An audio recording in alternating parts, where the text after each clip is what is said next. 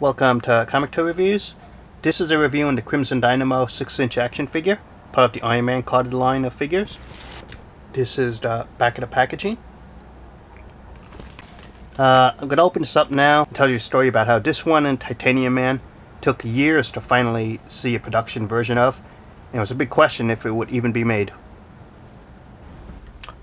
It was part of the Iron Man solo carded line, and Titanium Man here, who will be in a future review, he also was in this Iron Man wave, and these two share a story together, and that being Titanium Man and Crimson Dynamo were for years mentioned or seen at Hasbro shows, and even in the eBay underground market from China they were selling prototypes of this mold and Titanium Man, and it was a question if Hasbro would ever release these molds officially or if they would never be produced, which does happen.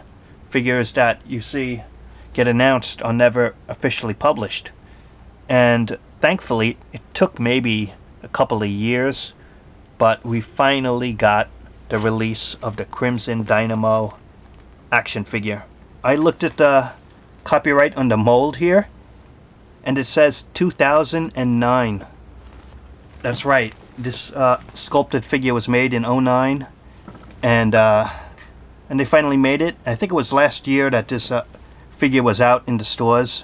Quite a while between production and announcement. This is Crimson Dynamo in one of his more modern costumes. I'm not too familiar with it, but first it did have a gimmick, and that was this.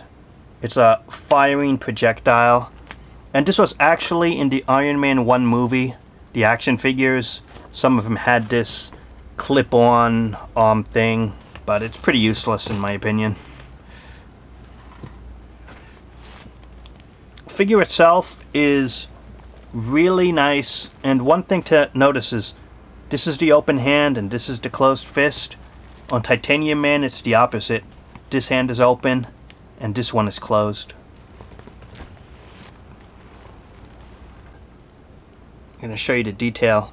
The head, it's kind of like a visor thing here, and you could see that, hopefully it'll show up good. This is all sculpted detail, all of the lines here. Sculpting is really nice on this figure. Same thing with the legs here, sculpting detail all over. Looks like an original mold to me, all of the parts. The head can go up or down, side to side. It's not too restricted by this, so you do get a nice motion to that. Notice he does have like a center chest piece like Iron Man. The shoulders can go in or out, up or down, even though this does get in the way a bit, the shoulder thing here. Has the upper articulation here, you can't spin it. Has a double elbow. The wrist, you can't spin it in or out. Left hand is a fist.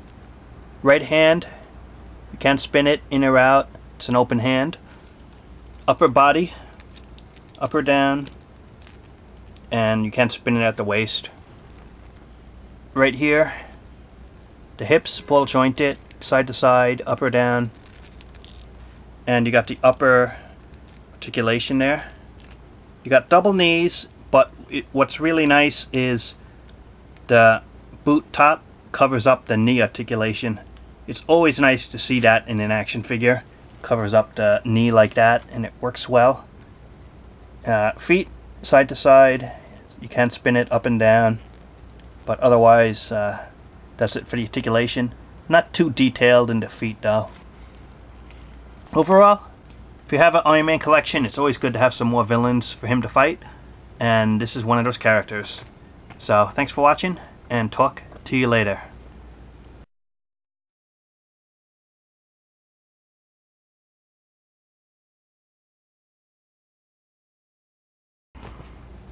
Crimson Dynamo, searching for Iron Man. This costume took a couple of years in China to get made, but finally it was produced, and now the hunt for Iron Man begins.